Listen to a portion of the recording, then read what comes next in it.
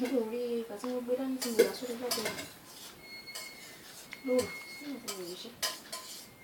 Lagi tanya sih.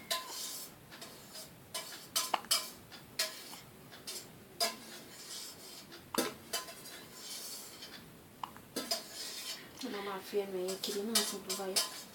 Mama afia.